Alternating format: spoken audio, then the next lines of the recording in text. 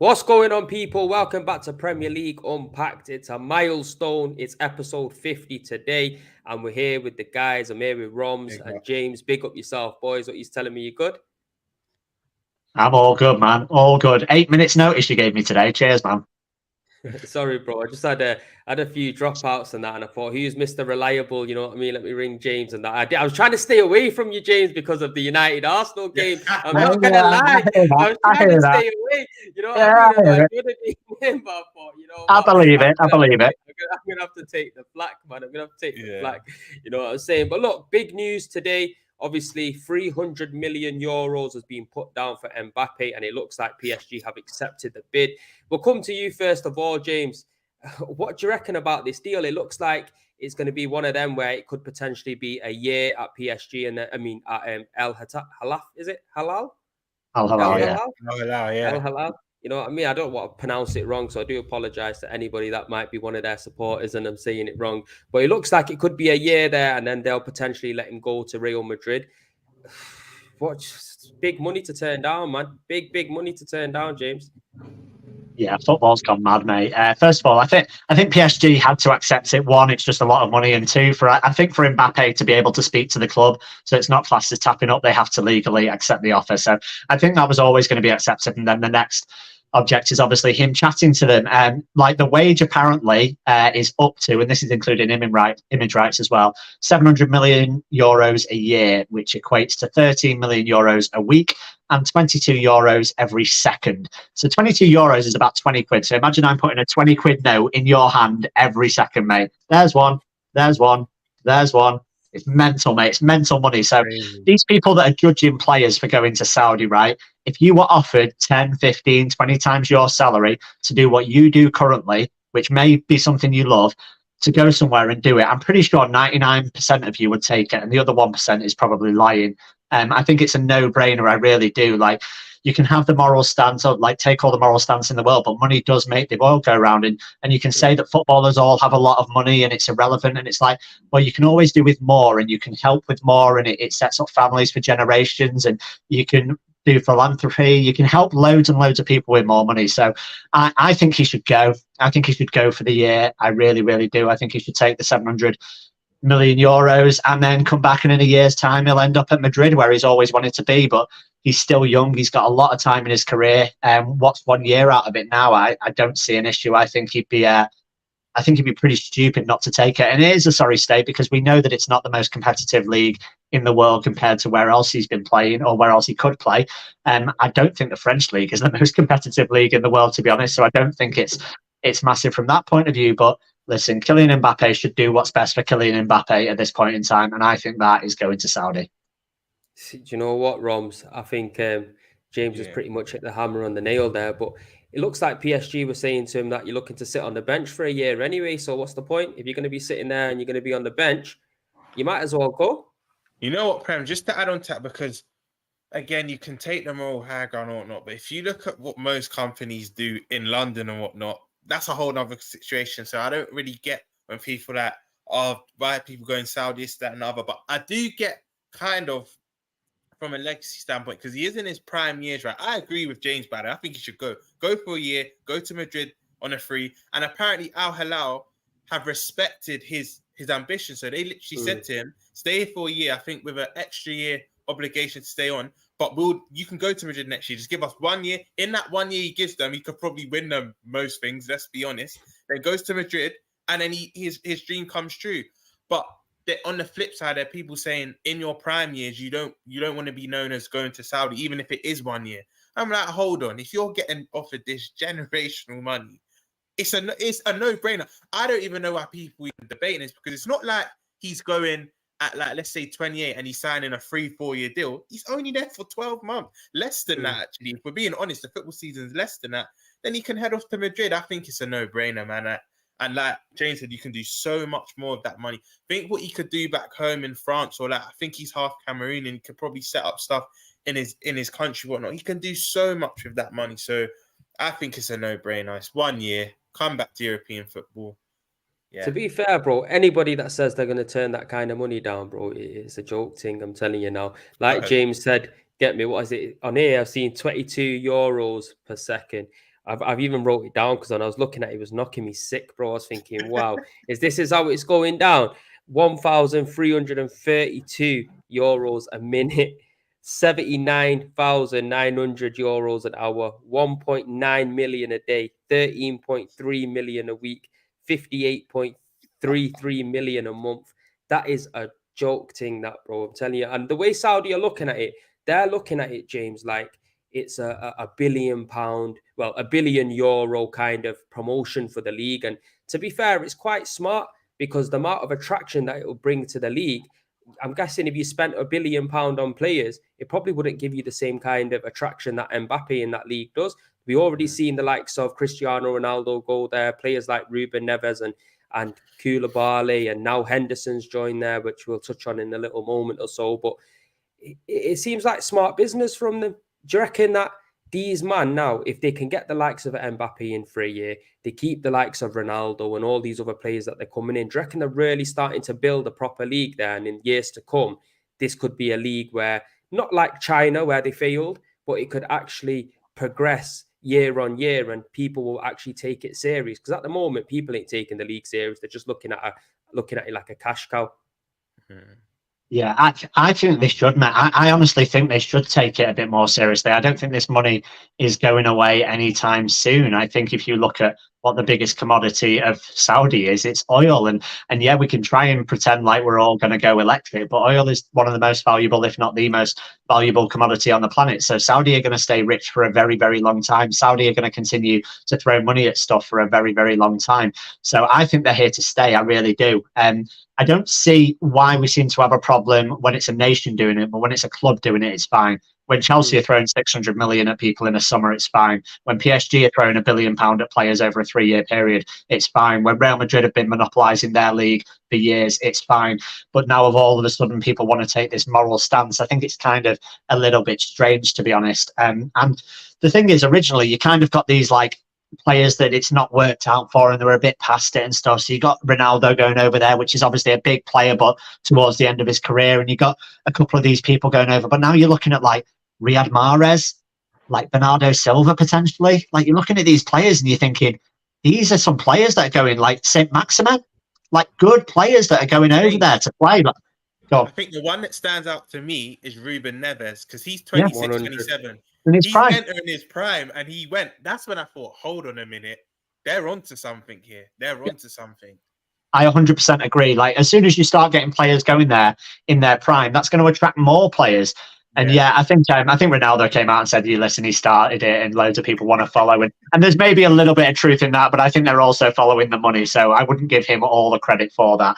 But I think that more and more players are going to go over there. I think you'd be daft not to. I think N'Golo Kante got offered something, and he was offered like 15 times his wage or something. He was offered like 90 million a year, and it's like I just don't see how you turn that down. Like, say I'm on 30k a year and you offer me 450k to go and work out there for a year, I'm gonna do it. Like it, I just think people don't really think about things in a logical, real world sense of stuff sometimes. I think they just get blinded by this, like, oh no, you can't go out there, it's morally corrupt, it's morally wrong. It's like, well, guess what, so's the country you work in, we all are. But like, if you go over there and get paid that money, you're gonna go, mate. It's simple.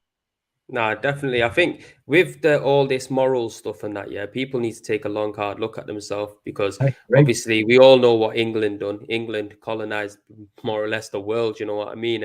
And it kind of worked out well for them. With Saudi, they're just minding their own business, doing what they're doing. They've got their own laws and stuff, which you got to respect. And if you go to someone's house, you respect their rules. It's simple as that.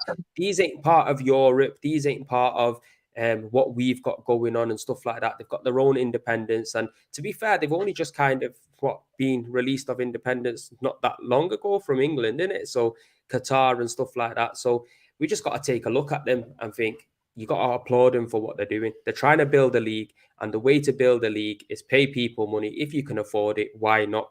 Do you know what I'm saying? And to be fair, if you look at the situation with all the Premier League clubs, well, maybe the top 6, you'll say probably more than anybody else. That's what we do to every other league anyway. Anybody else that comes up, apart from Real Madrid and Barcelona, Bayern Munich, these kind of teams can go out there and pitch the players. But even then, you look at Bayern Munich, they don't go out there and spend big money on players. It's the Premier League where it's all at, and it's all here for a reason, because money talks and bullshit walks. And when it starts happening to you, man ain't liking it. It's simple as that. You get me? Because I'm not gonna lie. You already saw what Carragher was saying of Prems. He's always criticizing it, but the minute two people close to him, and Hendo and Gerrard go, he's mute. And you know what? As much as Rio plays for the club, or a legend for the club, I can't stand.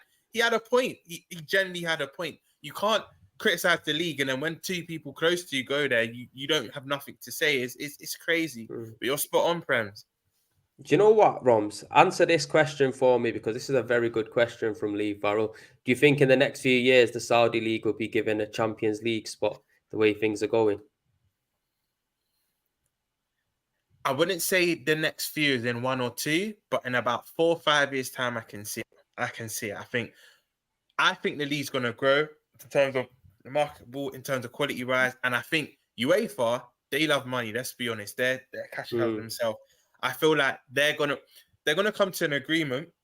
And they're gonna end up benefiting from Saudi, and I don't think they will accept like a lot of teams, but I think maybe you have a wild card here and there, like a 1 or 2 teams that can enter in as like an incentive. So like, let's say the top 2 of that league, maybe UEFA will start introducing each year, maybe 1 coming this year, then 2 can come in the following 3 the following year. But I think eventually it will happen. But I don't think for now, I'd say probably around 2028, around that time. But I can see it happening.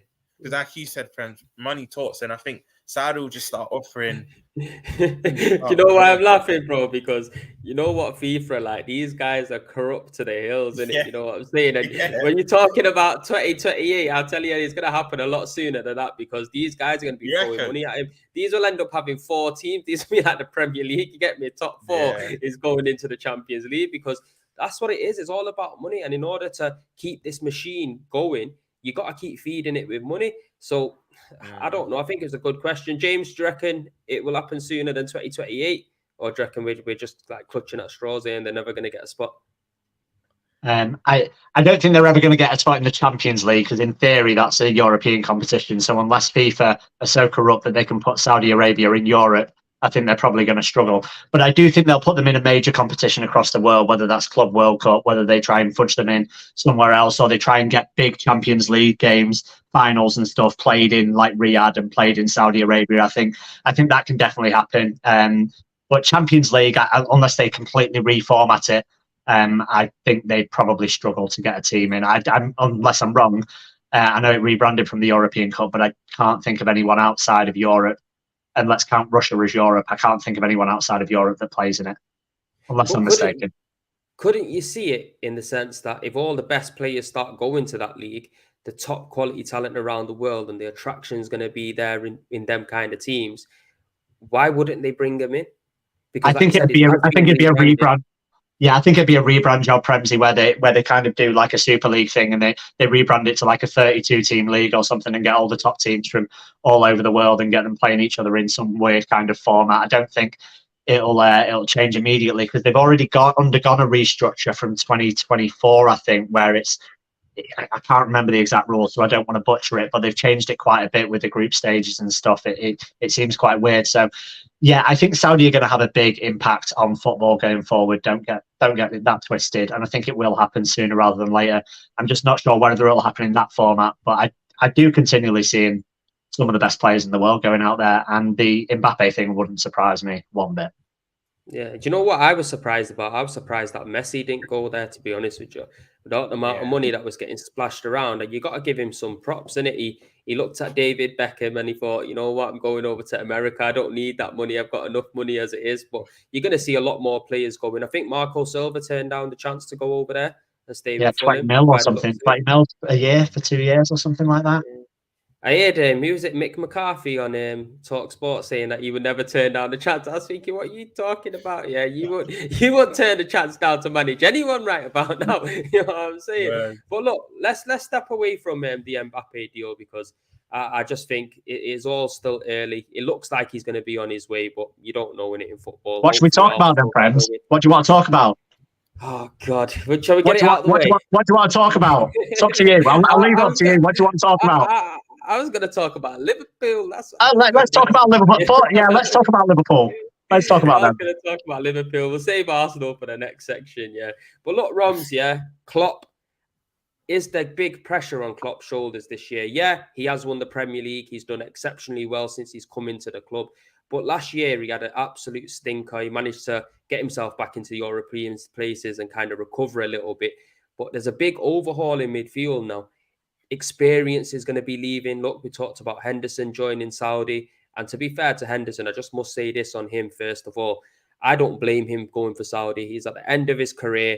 And to be totally honest with you, he's going to be making more in 1 year than he has in his whole career being in England. So it is what it is. Big up PSG, my brother.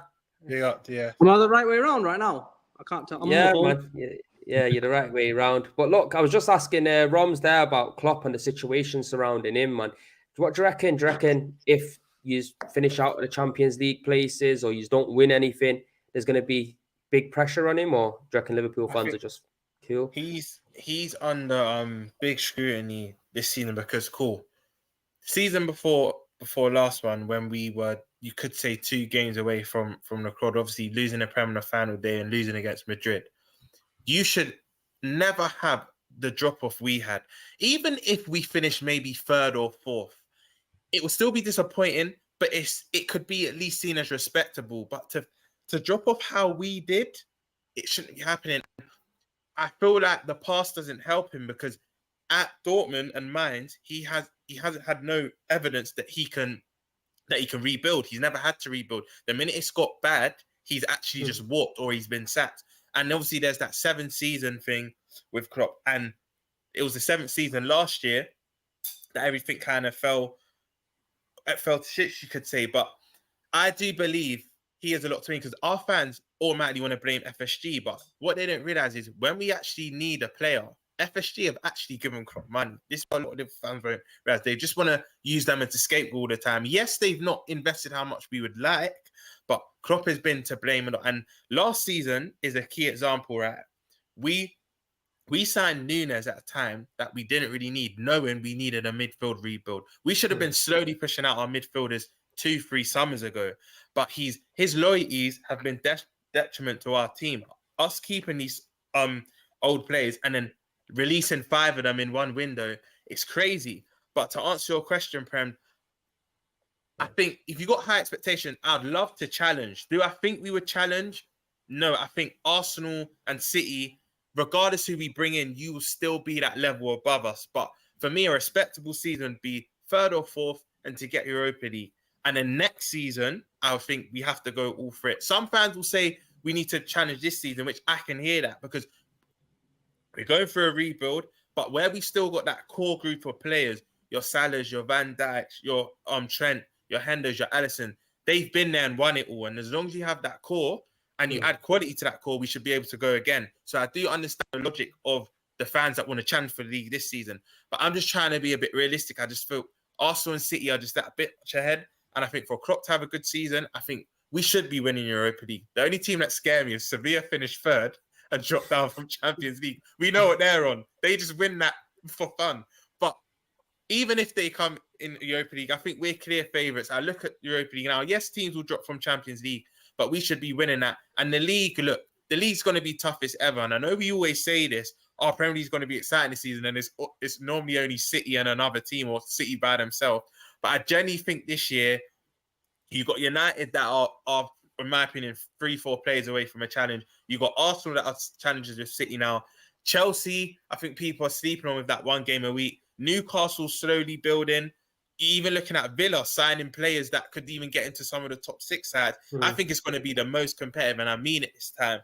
But I still think we should be finishing 3rd and 4th. I know people are strengthening around us, but we've got rid of the deadwood now. Yeah, it might take a few months to gel, but I think a respectable season for Klopp would be 3rd and 4th and a trophy with it. But do I expect us to challenge? No, but he's under immense pressure, parents, because I'm telling you, if we're not in and around that top 4 by Christmas, I think the pressure will really intensify, really. So he needs to get off to a blind. And today I don't know if you lot knew, but we drew 4-4 this morning. And our first 11, again, we should have put more past them, but let's just say it was 1-0. They didn't concede, but he put on all the fringe plays, mixed with some experience, and they put 4 past us. So there's work to be done. Not only we need midfielders, but we need centre-backs now.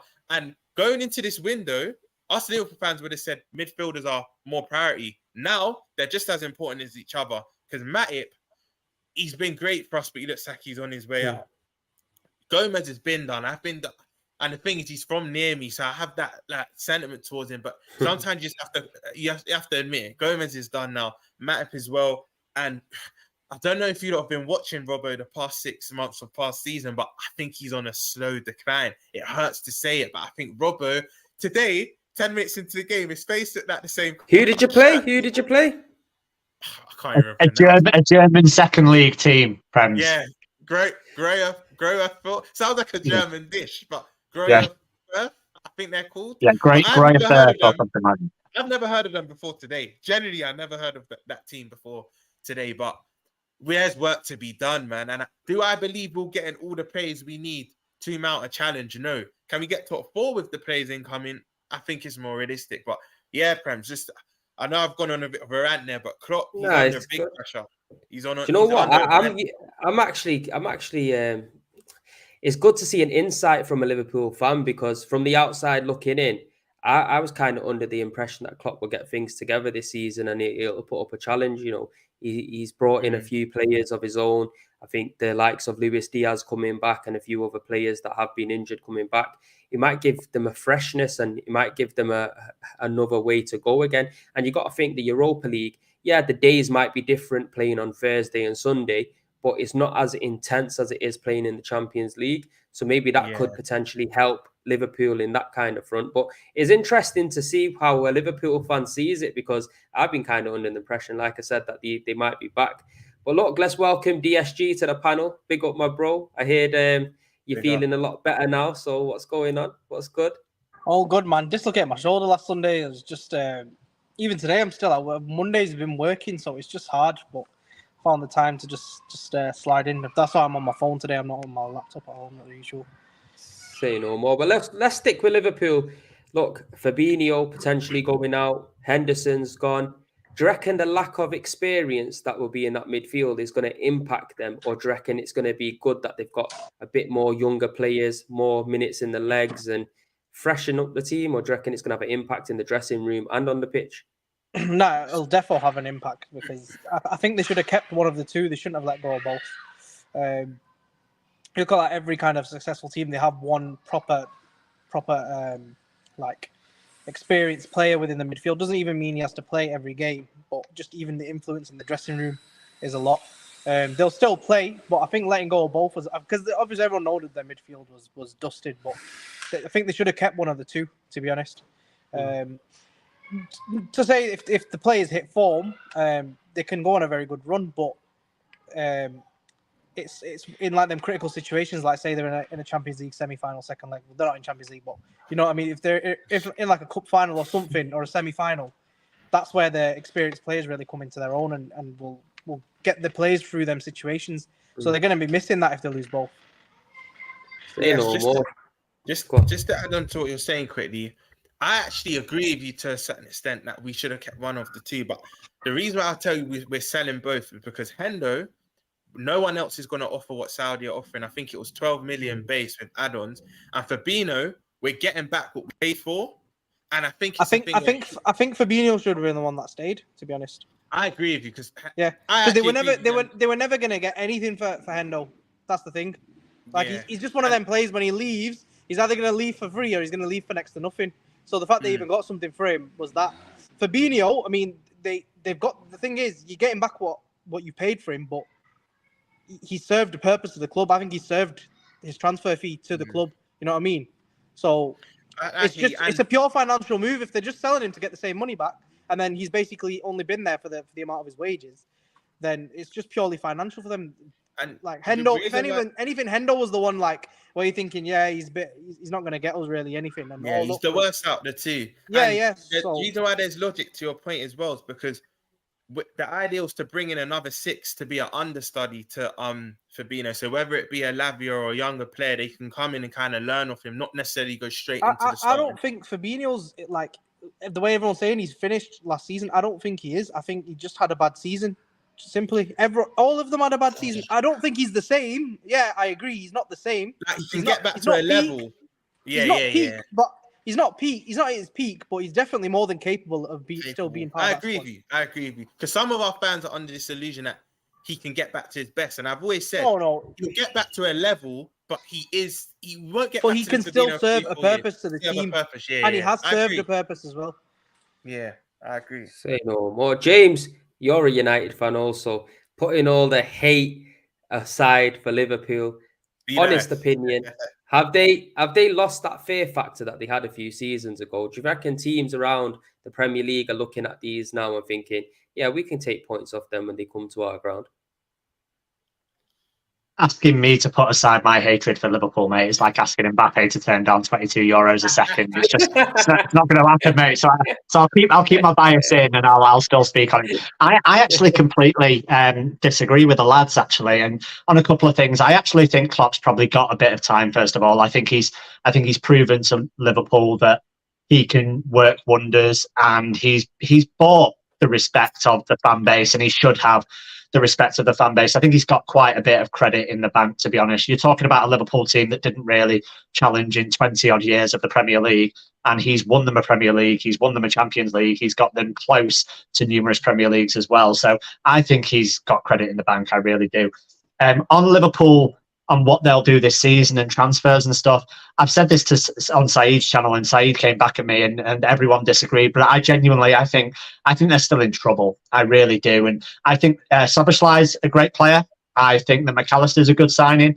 But I don't think they've addressed three of their biggest problems in their squad. They haven't addressed Trent at right back. They haven't addressed their CDM, and they haven't addressed centre back. And I know before we mentioned that about Robbo and about Gomez and about Matip, you didn't mention Van Dijk either. He's dead. So it's like you've got a defence at the moment that's really, really struggling. And when you say Fabinho could get back to a level, I agree he could get back to a level, but the problem is with the people behind him, particularly the guy at right back. You're only going to play one lone six with 2 8s or an 8 and a 10. That 1-6 needs to be an absolute animal to cover, right? And in the season where you won the Premier League, and in the season when you won 2 trophies, you're looking at it and you're like, Fabinho was that man. He can't be that man anymore. He can't be that man that can cover for that. So with Liverpool, I think the way they challenge, and they can challenge, make no mistake about it, but it depends on the rest of the window. It's absolutely essential that they bring in a CDM, because if you're asking to play Trent in midfield and you want a midfield 3 of Trent, McAllister and Szoboszlai, that's going to get run over all day, every day. And look, I know it wasn't their first team, like they played it for a little bit today, but that game today just summed up for me what Liverpool were a lot last season. I watched them a fair bit. They get turned over on the counter again and again. They concede so many chances, and arguably they could have lost a lot more games last season. And we all know going forward they have the firepower like Diaz, Nunez, Salah, and countless others as well. Like, it's an embarrassment of riches going forward, but that's not Liverpool's problem. Liverpool's problem is going back, and if they don't solve their DM situation, or if they play Trent at right back, or if they don't get more sense, like your best defender is Konate. He's your best defender. And you know what's crazy with that? James, right? He's injury prone, so we're injury away from Konate, which is looking average, because Gomez and Matip, they're done. We've got a youngster that's coming today called, I think, Jarrell Konsa, but he's not. He looks comfortable, but again, it's context. It's against a second division German team. Exactly. You couldn't bring him to the bridge first day of the season. He'll look like a rabbit in headlights. I think you're spot on with a lot you're saying. But one thing I will say is, I do think, I'm going to be realistic here. I think we'll address the DM. I do think when it's all said and done, we'll find... You have to, because you've sold 2. So you have to, don't you? You have to. Centre back and DM, I agree. But the right back role, what's worrying me is Klopp has persisted with Trent in the 6. Whether it's because we don't have another 6 at the moment, I don't know. But I've always said, I wasn't one of these Liverpool fans, James, at the back in the last season that was getting happy. Oh, Trent's in the midfield, because I don't trust his awareness. Actually, being inverted 6 and starting in 6 is 2 different roles, because on the transition, you're essentially in a different area. But if you're actually asked to start in that position, you have to have a different type of intelligence. And at the moment, Klopp's kind of shoehorning him there, because we don't have another 6. He's like, you know what, go on. But what I don't like is when the season starts, you're going to revert back to type, and it's not going to be fluid. Everyone's going to be a bit more confused. So I agree with you. Me personally, I think we need to sign another right back regardless as backup, because we got someone called Calvin Ramsey, which you three might even not know, but he's always injured. We signed him from a Scottish team, and I don't even think he's played a single Premier League game for us yet, and that was last summer. So a lot of what you said, James, is spot on. I said this last season on this show. I'm worried about the balance, and I know there's still time to go off the window, but we need to be honest now. We need to get these players in quickly, because let's say we get them in at the back end of the window and we're already 2 games into the season and results haven't gone our way. So I just want to get these sides wrapped up now. But yeah. Roms, can you not see Liverpool doing something a bit like how Arsenal and Man City do, with having like Robbo, say Kanate and Van Dijk playing like as a back 3, and then Trent kind of coming into the midfield and helping on that side? Can you not see that kind of happening? Klopp's doing that now. So Trent, we're kind of doing it's kind of like a 3-4-3 or 3-4-2-3. It's a bit weird what he's doing, but so basically when we're on the offense, Trent's doing what you just said, Prem. He's coming in that inverted role, and he learned. Let's be honest, that Pep is the best at the moment. So I think even Arteta, all of the greatest, the other managers are kind of taking Pep's ideas essentially. So we're playing kind of that inverted role. But on the offense, Trent's doing that. But on the defense, he will go back to that right back role. But what's worrying me is these first 2 games of pre-season, Trent's not even starting as a right back. We started a youngster called Bradley, which, sorry if there's Liverpool fans watching, he's just not good enough. Sometimes you just have to call a spade a spade. But Trent's actually starting that 6 role at the moment. But I do believe at the moment it's because we don't have one. But I know my manager, he likes to revert back to type. He speaks about changing all these things, but when it gets a bit crazy for him, he likes to just go back to type. And I think what I don't want to see Trent necessarily at right back. I've said I think we need to sign a competent right back and kind of have Trent in that midfield role, but you have to have players around him. Because I agree with James. So the upside McAllister and Trent in midfield, there's no real balance in that. They're all forward-thinking players. If we bring that to Old Trafford, the Emirates, or Etihad, I don't even know what the score will end up being. So I just feel like if you take Trent out of the midfield though, out of the right back position and put him in midfield, and then you have to bring in another midfielder to kind of give him that support, then you're going to be losing a spot for a forward. How are you going to work around that though? If you want Trent in the team. We know, Prem, that competition's healthy. That I don't really believe in, we got too much players, man, someone's going to get upset. No one ever said this about the Cities or the great United teams or whatnot. I think you need to pack your squad of depth. And if that means losing one of the forwards, then you fight your way to get back in the team, and then everyone will be on their toes in that sense. But for me, what I would do, I would kind of finish off the season how we did last year. If Klopp's looking to start Trent at right back and bring him in as inverted, I think he's comfortable in that aspect. But to start him as a 6, the only way that works for me is if you bring in more midfielders, which we're not. We're probably only going to bring in one more in Lavia. And for me, our 6th depth, that means it's Bajcetic, which is young, Lavia, and that's it. That's crazy. That's what I was saying to you, Prem, last week. I think we can't bring Lavia in by himself. We have to bring in someone experienced with him, whether it be a Paulina or an Amrabat. But yeah, right now I'm a bit worried of the balance, but I'm not trying to be too worried because I do feel like we'll get signs over the line. Klopp knows he has to because Hendo and Fabinho are out the door. Say no more. Last bit on Liverpool, James. Darwin Nunez, he's got to have a big season for them, man. Big money spent on him. He looks very average in my opinion. Yeah, he's got a lot of running in his legs. Looks like we'll touch on habits shortly, but he looks like he can't hit the barn door. You know what I mean, fam? What are you telling me, man? Because there's a lot of comparisons to him and Haaland coming into the season, and it just hasn't worked out for him so far. Yeah, that comparison was a bit daft, to be honest. I think that comparison was written off about 2 games into the season. I think Nunez got in the Charity Shield and everyone was like, oh yeah, Nunez over Haaland any day. And that comparison got written off pretty quick. Haaland's elite and Nunez listen, I'm not going to say he's done because he's clearly not. He's still young, he's still growing, he's still maturing. And one positive that you can put on Darwin Nunez is he creates a lot of space and creates a lot of chances for himself. So if he does improve that side of his game, you've got a potentially lethal player on your hands, potentially absolutely lethal. The problem is he's not learned that yet. And you're a striker in the Premier League, and with Klopp potentially under pressure, as you said, it's like, is he going to get the time? You know, if he keeps on missing, you've got Luis Diaz who's going to be firing. You've got Mohamed Salah who's going to be firing. potentially, do you maybe, if Nunez doesn't fire, do you start him on the bench and play like Trent as a 10 behind a front two? Like there's a lot of options that Klopp can do, and the pressure is on Nunez this season because Liverpool have this thing of everyone goes on about net spend with Liverpool and acts like they don't spend money, and they're really good at recouping money for players. That's what they're really good at. But make no mistake, they do spend big money on players. You've got money like on Alisson, for example, 70 million. You've got Van Dijk, 70 million. And you've got Nunez, 80 million. And it's like, so these players come with a pressure. When you are going to spend that kind of money on a player, it comes with pressure. Alisson paid back his fee almost immediately. Van Dijk paid back his fee almost immediately. So I think Liverpool fans, when they've seen these big signings come in, they've usually seen them deliver. I think Andy Carroll's probably the only one that I can think of that flopped. But realistically, they signed Suarez for 15 million at the same time, and he did bits. So it kind of didn't really matter. Whereas Nunez is coming for 80 and he's not hit the ground running. So it'll be interesting to see how much time he gets from fans.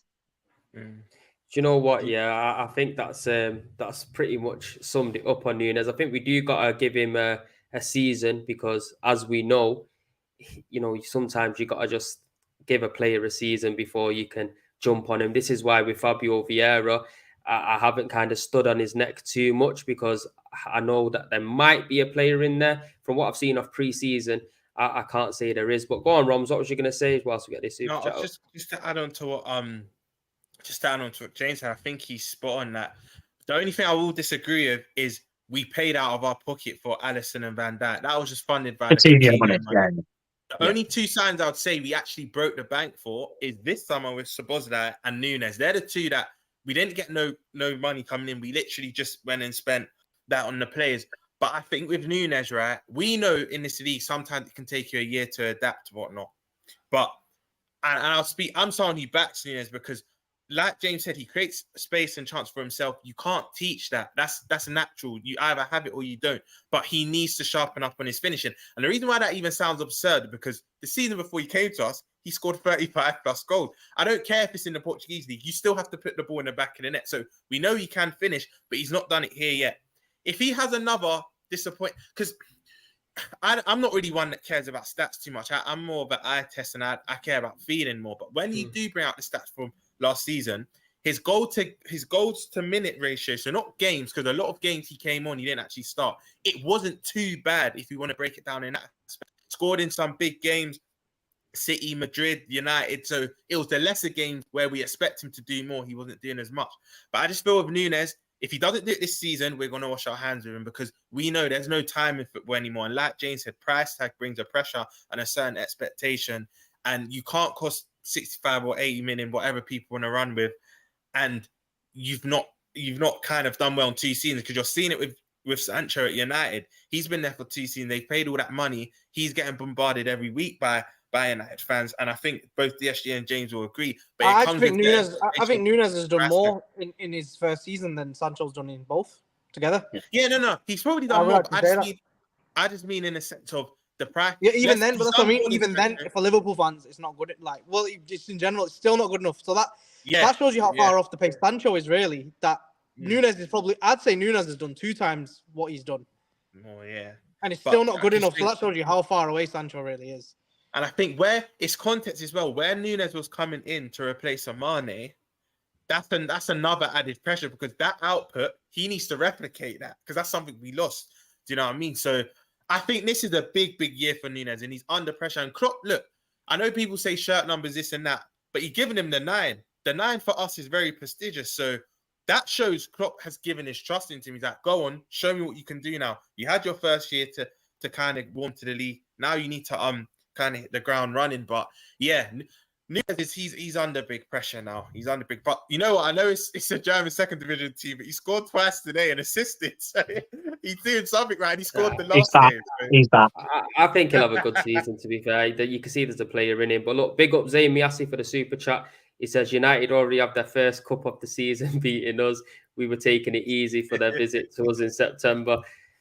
Oh, I'm not going to lie. We're going to dive onto that next because obviously the next topic is will Arsenal live up to expectations? And I can see James rubbing his hands, so we're going to make him wait a little longer and come to DSG first.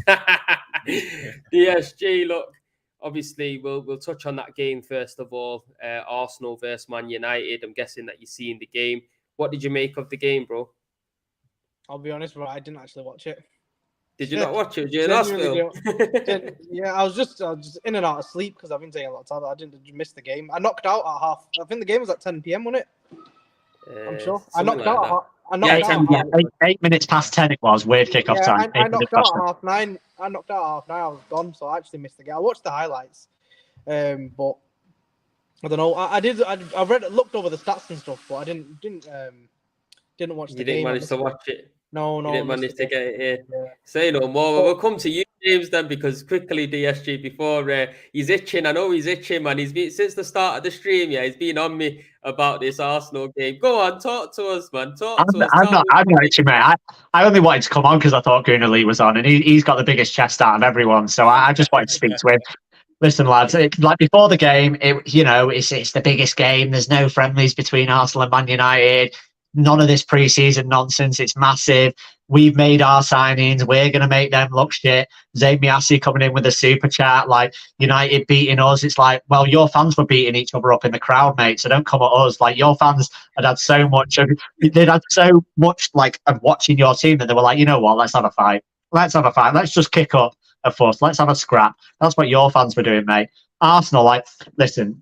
At the end of the day, I don't think Arsenal look that good. It'd be interesting to get your opinion, Prems. And this isn't. I don't read in too much to it for the season. I think Arsenal are much better than that, and they will grow much better than that. I think Arteta's probably learned a lot. I think that midfield three for you didn't work at all. I think the Havertz experiment didn't work in that midfield three. I think you would look much better with Partey alongside Rice and then playing Odegaard further forward. Don't know your thoughts on that.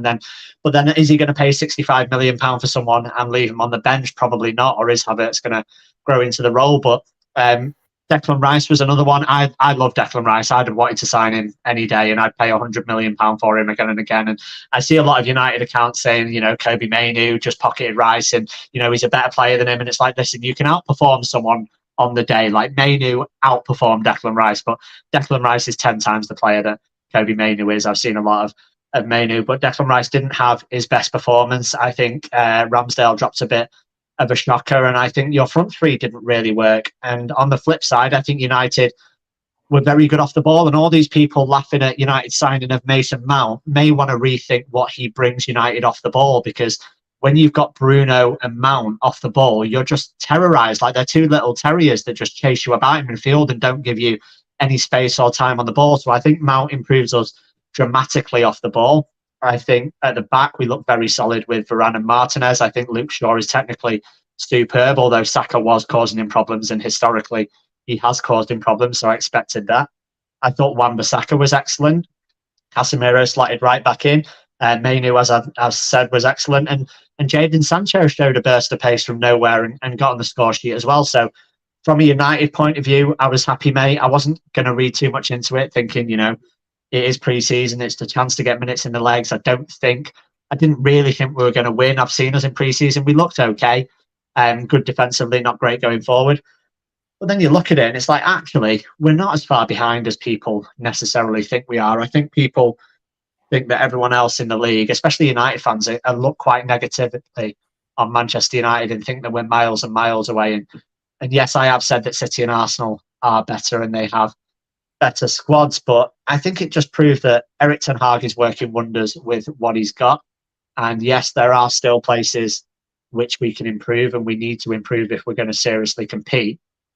But I think the players that he's got a lot out of, and I think we did well. And yeah, it's always good to beat Arsenal in it. And cheers for the super chat, Zane, as well. Much appreciated. To be fair, I'm going to give you guys my thoughts on it, because for me, I was very disappointed. I'm not going to lie. I always say it as it is, speak the truth. I think for the first 10, 15 minutes, Arsenal looked decent. Obviously, we've rejigged a lot of things about. I think if you looked at both sides, you would say United played probably more of their stronger side than we did in that first half. And I think 15 minutes onwards, we were run ragged. United were creating loads of chances. They were clinical with the opportunities that they had, and we were just overrunning midfield. I think in the second half, we had a lot more possession of the ball, but we just couldn't open United up. We couldn't cut it in. And I think it all started with Lisandro Martinez, isn't it? Yeah. He was making a few challenges, letting players know that he was there, and it kind of turned from a friendly into a proper game. And from that moment, it looked like United wanted it more than Arsenal wanted it. You could see, in my opinion, Arsenal didn't really want to get injured. Arteta was complaining, players were complaining about challenges going in where you wouldn't really see that in the Premier League. And the midfield three, I think Declan Rice didn't really get much support. Havertz coming into the team, as many of you know, I think he's shit. I've been pretty consistent with that since but even before he's come to us, you get me. I was going to ask you about why have Arsenal signed him? I don't understand. Bro, I don't know. The only logical explanation that I can see is that he's looked at him and thought, I back myself as a coach. We know that there was a player in Havertz before he moved to Chelsea, and I back myself to bring the best out of him. That's the only logical explanation I can think of. But where's his place in the team? I don't see it. If he was going to come in to replace Xhaka, you don't really have a solid number 9. So I thought he might try him out there, but if he's played him in the midfield in this game, that's Odegaard's place. Do you know what, DSG? I think, sorry, Roms, I'll bring you back in a sec. I think with the Havertz situation, I think he might have looked at it and thought, you know what, Xhaka might go. There's a possibility Partey might go. We could bring Havertz in. He's tall. He fits a profile of a bit more of an attacking and progressive number. Well, he's a number 10, but he's thinking he could probably play him in the number 8 position. It's just not working, bro. I feel the exact same way, I'll be honest, about Mount. I don't know. I don't understand why we've signed him. It just makes no sense to me. He's a much better version of Christian Eriksen. Yeah, but isn't he? He's more. I don't know. I just don't see. He improves our starting 11 dramatically. I don't see it. Yeah, of course it is. If you look at the 3 complaints that Man United fans had last season, they were complaining about David De Gea, we've replaced him with Onana. They were complaining about Weghorst and the lack of a striker, and we're probably going to replace him with Højlund. And they were complaining about Christian Eriksen in the second half of the season after his injury, and the fact that he was tailing off in games, and we've replaced him with a really energetic number 8. So if you are on a ship and it starts to sink because there's holes in it, the way you stop is you start plugging the leaks, right? And the 3 major leaks in Man United's team were plugged in the first 3 signings of the window. And if you have extra luxuries and we get extra money and you can we raise money from player sales, then you can start to look at an extra centre back. You can start to look at someone to play next to Casemiro. You can start to look at a second striker. I think the striker should have been more of a priority first. That's where I feel it should be. That is the biggest issue. Besides well, of course it is, but people assume people need to stop linking who you sign first in the window with what the priority is. Sometimes it might be the case that 3 or 4 clubs were in for Mason Mount and no one was in for Højlund. So it's like, well, why don't we get this Mount deal signed up while people are trying to go in for him? And we know that Højlund's been a fan of Manchester United his whole life. We know that he's going to come. He's messaging Mark Goldbridge every other day saying he's going to come. We know he's going to come. So it's like, why don't we just put that to one side? Why don't we put that to one side and basically say that he's going to come? Because things can change like that. I don't know, but I'm liking to hear this. You get me? It takes the heat off us for a moment or so. But look, coming back to the midfield, because James asked me a question regarding how he thinks the midfield 3 were of Havertz, Odegaard, and Rice. I don't think it works at all. I think what Xhaka gives to the team, Havertz cannot do. He cannot come back and defend as well as Granit Xhaka can. Positionally, I don't think he's great at all. I think a lot of Arsenal fans got carried away with the volley that he scored against the MLS. And even then, I was saying at that point, well done to him. Hopefully, he could give him some confidence. But other than that goal, you didn't really see anything from him. I think you're 100% right. Partey has to stay. Been banging on about this for weeks. If Partey goes, it's an absolute disaster for Arsenal. You see him when Thomas Partey came on in the second half, although he was playing at right back inverting, we had a lot more possession, a lot more control of the game. And I think with Rice being in there with Partey, it'll give Rice the license to play that Xhaka role and push forward and be a bit more progressive, because he knows he's not just going to be the last man standing in the midfield. So I think it has to be Partey, Rice and Odegaard, in my honest opinion. Havertz, we might have paid 65, 70 million for him. He needs to stay at the bench or stay at home. One or the two, you get me, bro. I'm not with this Havertz deal. I don't like it. I think it stinks. It makes no sense to me. I don't know why we keep going to Chelsea and signing their players. Horrible. And you're seeing it because in the last 2 games as well, the one thing about us, we've looked very, very leggy. I don't know if you noticed against the MLS All-Stars, James, if you watched any of the clips or the game at all, for Arsenal versus MLS All-Stars, we looked leggy as anything. Yeah, the scoreline for me flattered us because this is a team that's just kind of been thrown together. They haven't got any chemistry. Yeah, they might be fit because in the middle of the season, but there are no really world-class players in there. And Arsenal's quality just kind of told in the end. What I wouldn't be surprised is Leandro Trossard has been deployed as a midfielder of late, and you can see Arteta's kind of using him in that Xhaka role and playing on the left side of midfield. And to be fair, he looks decent. Against MLS All-Stars, he was the best player on the pitch for me in that first half. He had to come off injured.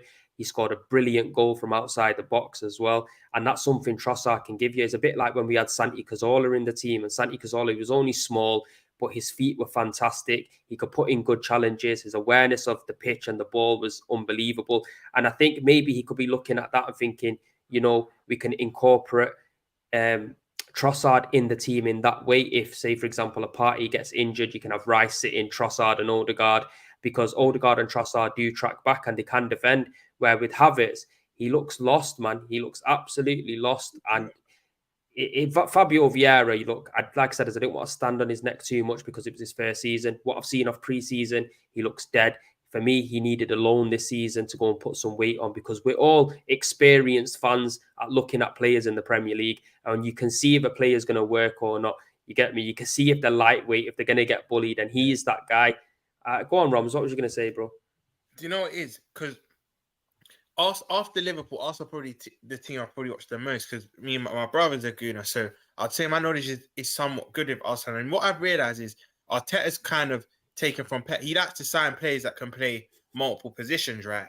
And the reason why this Havertz signing to me is just, it's crazy, is because, cool, no one really knows where he fits. And even if you try and shoe on him in this system, right, you've got that left 8, bro, that you've already got Fabio Vieira, you've got Trossard now playing there, and you've also got Emil Smith-Rowe, who, by the way, when he came on, and I think James will even agree, he had that injection of something. Arsenal looked a bit more lively when he came on against United. But you got 3 players in that position already. That's ahead of him, especially if Partey stays and then Rice goes into position. Then you think, cool, let's try him on the right. You got Saka and Nelson ahead of him.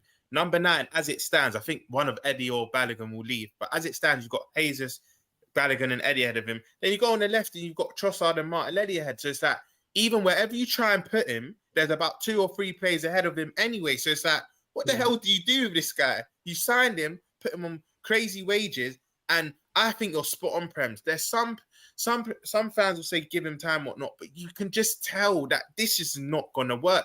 He looks lightweight. He looks like he can't defend. He can't get himself out of situations. It's like, what is the point of this signing? That there's just no logic to it at all. And all positions where you think you can put him in, there's players ahead of him. Not even just one. There's about 2 players ahead of him per position, in my opinion. So, you know what, Rob? It makes no fucking sense, bro, because we were in for Casado, yeah, and we put 65-70 million pound down for him. That makes no sense. We're already stockpiled in the offensive areas, especially in midfield. You got to have a plan for Smith-Rowe, you get me, who can also play as a number 10 and play that midfield role. Why did you not go out there and put the extra 10-15 million pound down for Casado and bring somebody in who could be an understudy to Thomas Partey, who is cracking on a little bit and can then fill the role when Thomas Partey ends up leaving? Or if he does end up getting injured, he'll come in ready-made replacement. And to be fair, he set the Premier League alight last season for Brighton, so we know he can do it in this league. The thing with Havertz, I keep banging on about it. 3 years, 3 different managers, 3 different systems, multiple different positions, and it just hasn't worked. You get me? It gives you no confidence. You look at Timo Werner. He came with a massive reputation to Chelsea. You get me? It didn't work for him. Sometimes the Premier League is not for you. And I'm hoping, I'm praying like Movado that fucking he comes good. But I just can't see it, bro. I really can't see it. But James, are Arsenal going to live up to expectations this year? Are we going to be challenging for the league? Are we going to get far in the Champions League? Are we going to win a cup? Yeah, I think it depends what the expectations are. I still think they're a top team. I still think if they're managed correctly, they should finish top 2 in the league. I really do think they should. I still don't think they have enough to overcome City, because I just don't think that mentality is there with Arsenal yet. And I know you can say last season it was, but then you fell off. And I think the difference with Arsenal and fans is, when you don't expect something, it's very easy to get behind the team and support it and enjoy the ride you're on. Arsenal fans are going to have to be in a very different spot next season, where there's a lot of expectation on the players. The expectation amongst your fan base is that you're either going to win the league or challenge and compete for the league. That's what the majority of Arsenal fans are saying. And when the going gets tough and it's 0-0 about 65, 70 minutes in, you're going to see the Emirates getting more tetchy than it is vocal with support. And it's just going to change things a little bit. And in that case, you need your characters to stand up. And Granit Xhaka is a big loss for you. I actually think, especially in the United-Arsenal game that you beat us 3-2 last season at the Emirates, I thought Granit Xhaka was superb. And when you were talking about Trossard playing that role and drifting out and putting crosses in and stuff, I remember Xhaka doing that to us and causing absolute havoc. And I think he was superb last season. And I think someone mentioned it might have been one of the AFTV lads, actually, that mentioned that if Xhaka was playing in that pre-season game, you wouldn't have got United kicking Arsenal, because they haven't done it in a few years, because Xhaka usually puts a stop to that. And I think this season at the Emirates, and particularly away, actually, you're going to come up against a few teams that are going to cause you a few problems, and it's going to take really tough players with tough mentality. And I look across the dressing room, and I'm not sure you've got that many. I mean, you had Zinchenko last season, but that faltered towards the end of the season. You had Odegaard, but that faltered towards the end of the season, and Saka faltered towards the end of the season. And I look at the players and I'm like, they're good. Their squad is good. But when you're talking about challenging, and you're talking about Champions League football for the first time in however long, and you're talking about cup runs, I'm like, does this Arsenal team have enough mentally to go strong in all cups and challenge for the league? And I just think they're going to end up short. I think they'll finish probably second, maybe third in the league. They might have a decent cup run, and maybe they'll win one of the domestic cups, but I think they'll fall short of the Premier League and the Champions League. Do you know what, James? I actually hear you, because look, I'm an honest fan, you get me? And the way I see things is just how it's in front of me. And look, I want Arsenal to win the league. I hope and pray every single day that we do, you get me? But from where I'm sitting right now, I think we had a fantastic season last season. I think we've set the bar now of where Arsenal fans expect us to be, and rightly so, because we haven't been challenging for 18, 19 years, and that's where we need to be. Because if you're old enough to remember Arsenal winning trophies and being successful, this was an everyday occurrence for us. So I expect us to be there and thereabouts. However, in the league, I feel like it's going to take some hit being in the Champions League. I feel like we'll go further along the way in the Champions League than we will probably reaching the Premier League title. And the reason I say that is because sometimes when you're out of a competition for so long, you have that hunger and desire to be in that competition. Teams that you're playing, they don't really understand you. Where if you're playing in the Champions League last year and you come up against Barcelona, Real Madrid, all of these, they already got an understanding of you. You're a bit of a surprise to most teams now, because we've not been in it for 6 years. So I can see us doing fairly well in the Champions League. And also, I do believe we will win a cup. That's what I think. I think we've got a strong enough team to go into one of the cup competitions, be it the Carabao Cup or the FA Cup, and get to the latter stages and potentially win one. But the Premier League, I feel like a lot of teams are going to be stronger. I think if we don't sign a striker, it's going to cause us problems. And the reason I say that is because some games were very predictable with Jesus, Martinelli and Saka. I think Eddie Nketiah, he's too similar to Jesus in the way he plays. We need a bully, somebody big, strong, physical to give us a plan B. And I think that's something we don't have at the moment, a plan B. I know Arteta likes, versatile players that can play multiple different positions and interchange and stuff like that. But sometimes the old-fashioned number 9, kick it long, head it on, get a goal, that works. And you need that in certain games. And I think until we can get a striker, then we're not really going to be winning the league anytime soon. That's my honest opinion, because, we might have been close. Arteta saying that he wants more signings, but he's looking at a wide player. I don't know why we're looking at a wide player, because we've already got players that can play right and left wing. We've also got the likes of Gabriel Jesus, who can cover for Saka on the right wing, or he can play on the left wing. We need a different kind of profile of striker. And I think until we get that, it's going to be a mad thing. And I think there's serious pressure on Arteta's shoulders as well. And the fans are expecting something totally different to what we were expecting going into last season. It was kind of a free hit because there wasn't pressure there. Now the pressure's there. We're going to have to see if he can cope with it, if the fans don't lose their mind as soon as we have a bad result early on in the season, because you're forgetting we've rarely had a bad result early on in the season. I think the only one we had was United. Other than that, we were winning up until Christmas. So it is going to be an interesting season. And I think Arsenal, will we live up to expectations? It just depends on what expectations you got in it, and we're going to see. But DSG, I'm going to ask you, if you're still there, Arsenal, what do you reckon? Do you reckon we can live up to expectations, or do you reckon I'm being a little bit too harsh on us? No, I completely agree. I think what you were saying before about the expectation that wasn't there last year is now there. I think that's true, and I think that might take its toll on the players, because I do agree that I don't think you have any strong personalities in the dressing room that'll get you through them tough times. But saying that, you have made improvements to the squad. The Kai Havertz thing, like I said, I just don't understand it. But I can see, I think the only chance that you might have of overcoming City in the league is the fact that they may just be bored of it now, and they're just going to drop off this season because they won the Champions League. I think that's the only way we'll see Arsenal win the league. But besides they want that 4P. They want that 4P. I'm telling you now, they want it. You can see that they want it. Every fan. You think there won't be any more demotivated from last season than they are, because they've already won it all now. But they've got another record that they can hit. You know what I mean? That no other team's done. Look, United have done the 3P. They've won the treble. But I think their bigger priority was not the treble; it was the Champions League. It was just winning that. If they didn't win anything else this season, finished 10th in the league, and won the Champions League, they'd be buzzing. They don't care. They don't care about like all everyone cared about was winning the Champions League, and they've done that. I can genuinely see them dropping off this season. Okay. Well, they have had a few people leaving the club. I think Mahrez is going to be a blow to them. I think they've let go of good players, man. Very like I think Kovacic for Gundogan basically is the swap they've done there. Have they let go of Mahrez yet, or is he still in talks to go? No, he's gone. He's gone in. You know what I mean? I think they've lost quality players, man. Like, do you know what is DSG? That I actually hear what you're saying, but I made this mistake year after year. I doubt Pep. City start bad. They hadn't won the Champions League. They hadn't won the Champions League.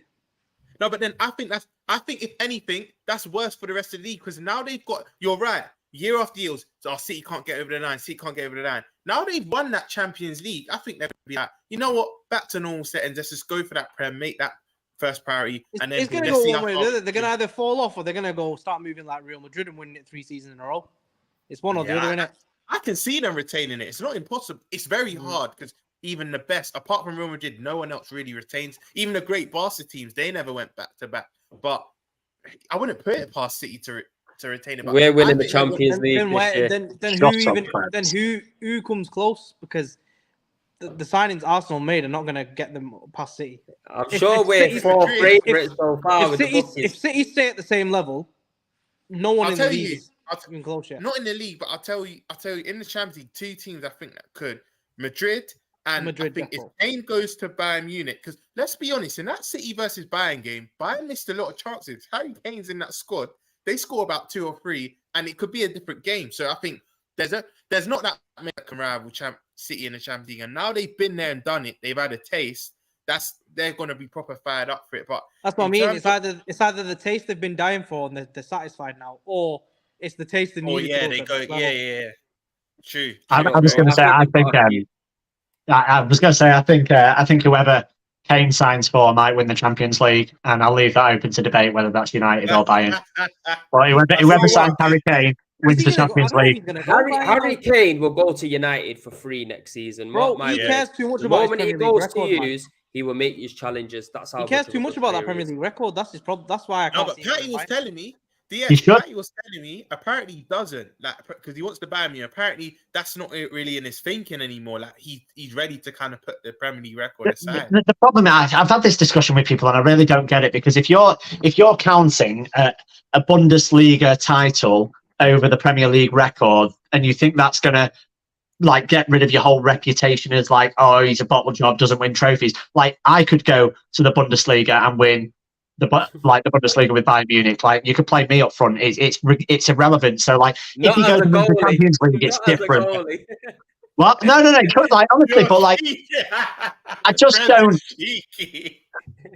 don't see that argument. Whereas, like, Harry Kane, the way he plays football, right? People are acting like Harry Kane's nearly finished. Harry Kane is basically in his prime. He's 21. He turns 29. He turns 30 in a few days. He scored 30 Premier League goals last season. He's missed 5 games through injury in 3 years. He could stay and play football because he doesn't rely on pace. He could play football probably for another 5-6 years if he wanted to. Let's say he plays for 6 years. Let's say he scores 20 goals each season for 6 years, which is very reasonable. He could finish on 330 Premier League goals. Shearer's record is 260 odd. Like, that would not get touched for maybe in our lifetime. It probably wouldn't get touched for. He can go down like an absolute footballing legend without a doubt. And people like that just think, oh, but he doesn't win it with Tottenham and he doesn't do, like, oh, but he's a big game bottler and all this. Tottenham have been bottling big games since before Harry Kane was there. England have been bottling big games before Harry Kane was there. Like, they did it under the golden generation with Rooney and Lampard and Beckham and Gerrard and Scholes and everyone. Like, people have been bottling games long before Harry Kane. Harry Kane's record against the top 4, or the top 6 actually, he's got 36 goals, I think, against the top 6. Like, he doesn't, like, this idea that he's shit and bottles big games. It's like he's constantly playing in the worst team out of the big 6 that have less possession than any other team in the big 6. They played under a defensive coach. Harry Kane's a fucking fantastic footballer. And anyone that can't see that, even you as an Arsenal fan, must admit that Harry Kane is levels. And wherever he goes, it's going to make them instantly better. Yeah, I've been screaming that for years, to be honest with you. I love Harry Kane, even though he's a Tottenham man. I think he's quality. The ideal situation for me, he does a Sol Campbell, leaves and comes to Arsenal. But that's never going to happen, you know what I mean? But look, there is talks that his wife's out there in Germany shopping for a house. So maybe that Bayern deal could potentially be on the cards. But I just think financially, it makes more sense for Kane to leave on a free and then get a signing on fee at United, and they'll be able to cover his wages, and he'll probably be on 400 or 500 bags a week because they're not having to pay a fee for him. So financially, that probably makes more sense. But it's just how desperate Kane wants to potentially win the Champions League or win a trophy, because, like you said, everyone's been on his back. But look, let's move from Harry Kane. I just want to touch on Newcastle before we wrap it up, because we have gone a little bit over, but I'm having fun, boys, so we might as well quickly finish up on Newcastle. James, we'll come to you first in regards to it. Newcastle, do you reckon these guys have kind of, I wouldn't say hit their ceiling, because they've kind of overachieved from what everyone has expected, and they've done it pretty fast under Eddie Howe since the money's come in? Can they maintain a top 4 finish? Or do you reckon the likes of Champions League and now pressure and expectancy is going to get to them? I think Newcastle is set up very well as a football club now for the near future, to be honest. I think they're going to be around for quite a little while. I think the money's going to stay there. I think the way that Eddie Howe has got them playing, I think defensively they're very solid. And if you look at all the great teams, probably with the exception of the Liverpool team, which was just massively entertaining and outscored the opposition, the majority of the great teams are built on really, really solid defences. And I think Newcastle are doing that. They're very, very hard to beat if they can keep their front line fit. Alexander Isak is a hell of a player. They've lost St. Maximin, but if they bring in the winger from Napoli, then that's an outrageous signing, which makes them massively better. Tonali, if he wants to be there, I guess, is a great addition as well. And whether they'll get top 4, I'm not sure, because I do see United improving. I see Liverpool improving a bit, especially if they get a DM. I see Chelsea improving. So I think I see Aston Villa improving. So I think there's going to be big competition around that top 6. But I think even if Newcastle finish 7th, 6th, 5th, I still think that's a good season for them. And maybe their fan base will disagree, but you've got to think long-term project. Like, it wasn't too long ago that Newcastle were relegated. It wasn't too long ago that their club legend got them relegated. So they need to have a bit of perspective sometimes and realise that if they're comfortably in the top half of the Premier League and they can use that as a platform to build going forward, then they should do that. And listen, Champions League nights at St. James's Park are going to hit different for that fan base. They're going to be absolutely buzzing with that, and the atmosphere in those stadiums on Tuesday and Wednesday nights is going to be unbelievable. So Newcastle have overachieved from where they were, but I don't see them going away anytime soon. But top 4, not sure this season. I think they'll finish just outside.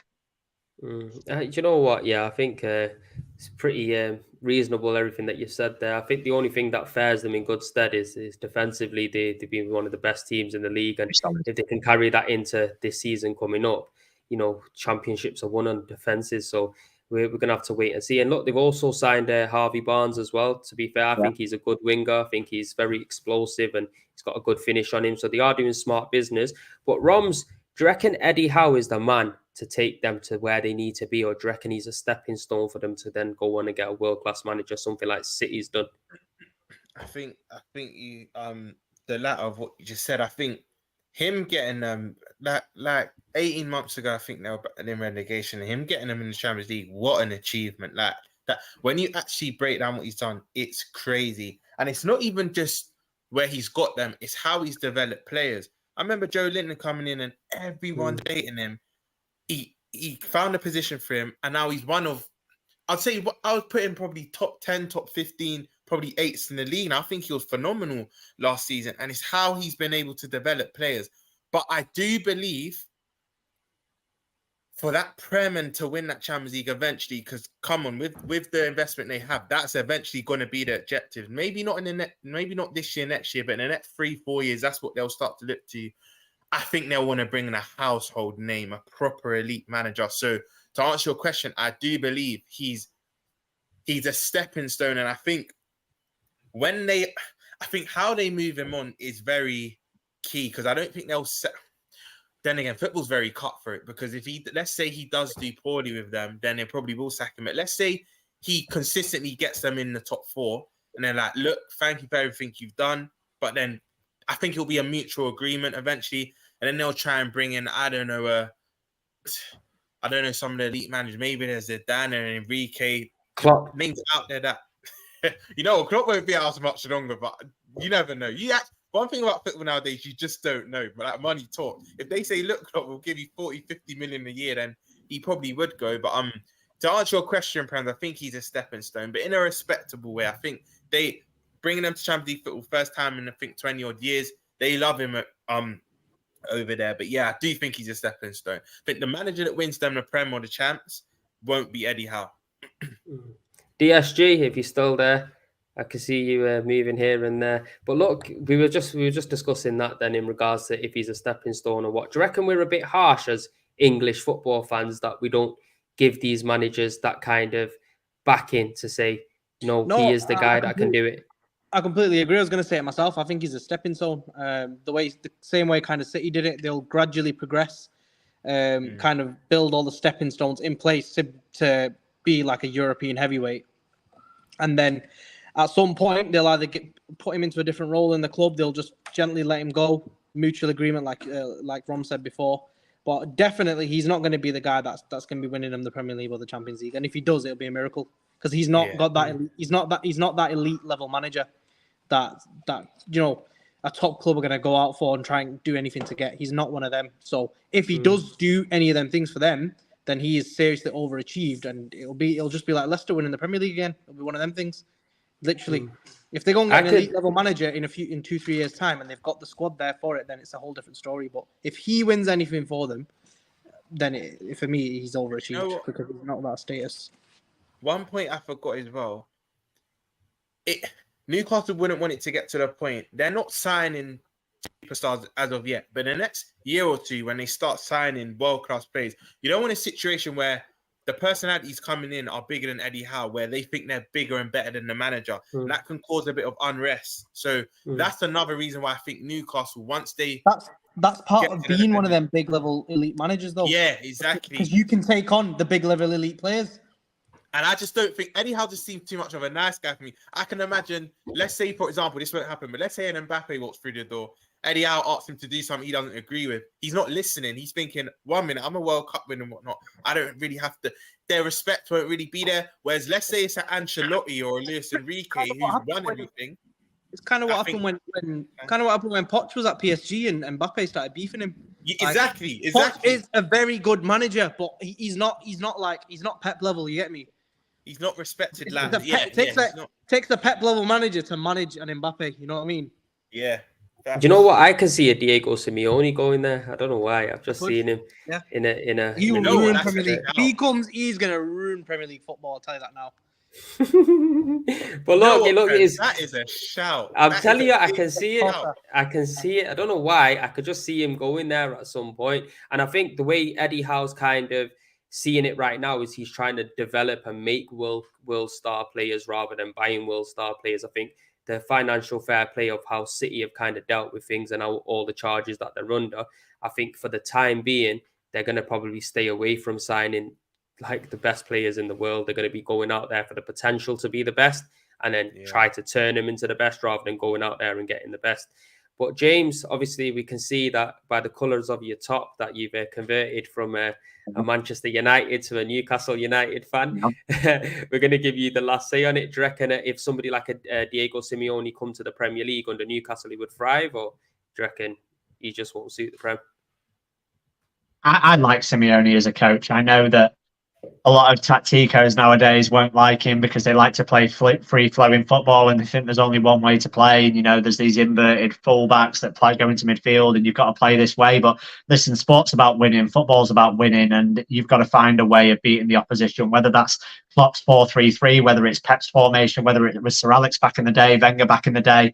And you just got to find a way to win a football match. And see, Diego Simeone is very good at finding ways to win football matches. He won the league against a prime Barcelona, a prime Real Madrid. Like, he's a very, very good manager. I witnessed it firsthand at Old Trafford when they knocked us out of the Champions League the season before the one that's just finished. It was a complete shithouse job from Simeone, but you know what he's going to do. They go 1-0 up, they kick the ball out of play, they take forever to get it back in. They just completely shithouse their way to victory. That's what they do. And I actually think their fan base would love Diego Simeone because he's all passion. He's exactly what the Geordies are all about. I can imagine him running up and down the touchline screaming, the fans screaming back at him. I think he would be a really, really good fit for that football club. And to be honest, I don't think he manages and would set up a million times different to what Eddie Howe does now. He would be very defensively solid, defensively rigid, and he would probably command his players to work a bit harder. But in terms of like what the guys were saying about being able to command respect from big names, I'll tell you right now that Mbappe wouldn't be looking at a Simeone and telling him what to do. I think Simeone would be the boss in that relationship. So he definitely would command the respect of big name players as well. So if they are looking for a level up in coach, I know you mentioned Ancelotti as well, which I think is a good shout. But Simeone, would do well in the Premier League, I think. Yeah, well, boys, we have come to the end of the show. People watching, make sure you smash a like on this video, whether you're watching now or later on. But I just want to say a big thank you to the panel, James, for stepping in as well on short notice. Big up yourself, bro. It's a pleasure to have you on all the time. Like I said, I was swerving you, but look, God's brought us together, and so it is what it is, people. But yo, Roms, tell them where they can find you. Obviously, you can find my Twitter handle, Ramel Andre. The L is a 1, but you'll find me on Big Six Bounce Monsters channel, Never a Foul here and there, and the Jerry James show. So yeah, I'm about. But yeah, big up, friend. Thanks for having me once again. I was going to say the Jerry Springer show. Then I was about to say, my man expired. That's your fan base, lad, in the stadium. Don't worry about them. Listen, wait till it happens to use this season, mate. I'm telling you, you're going to be losing your shit this season. James, are you still doing football content and stuff in the aspect of your own channel? Not in terms of my own channel. I still hop on like Saeed's, hop on United Stand, hop on other channels and stuff, but not really doing stuff on my own. But if you want to follow me on Instagram, it's James Dixon PT. If you want to follow me on Twitter, it's James Dixon _PT. Football, fitness content, all that kind of stuff. But yeah, smash a like on the video, big up the panel, big up the chat, and big up Prems most of all, because after the game, it finished at like midnight. I sent him a little like kissy emoji, like, you know, after the game finished, and he sent back with a little round of applause emoji. So, you know, he was he's gracious in defeat, and he's one of the only Arsenal fans that is. So big up yourself. No, respect, just man. to jump in as well, I don't feel like I acknowledged it enough when he started the show. Big up this 50th episode. That's a milestone. That's a big number. So big up, bro. No, we are, man. We're going to try to organise something where we can all get together and maybe like stay a night in like an apartment and do a live stream and stuff like that. But that's all in the making, and hopefully we can get that over the line. James as well, you're going to be on this show more often as well. So people, we want to see James. He's not everywhere, but he will be on Premier League Unpacked more often. DSG, we know, regular, he's here. Are you starting that football channel or what, bro? Or are you too busy? Because you're looking like you're grafting your ass off right now whilst you're at work. 2 jobs at once. Literally, bro, I've been doing. That's why I've been moving about so much. I'm working. That's why I've kept my mic muted. I've been working while I've been on it. I didn't want to let you down though. So Dedication. That's what I'm talking about. Dedication. But look, we will be back next week. Peace and love to everybody. Again, panel, brilliant. Chat, brilliant as well. And we'll see you on Wednesday now for 30 Mins Arsenal with myself and Harry as well. So big up everybody. Peace and love. See you on the next one.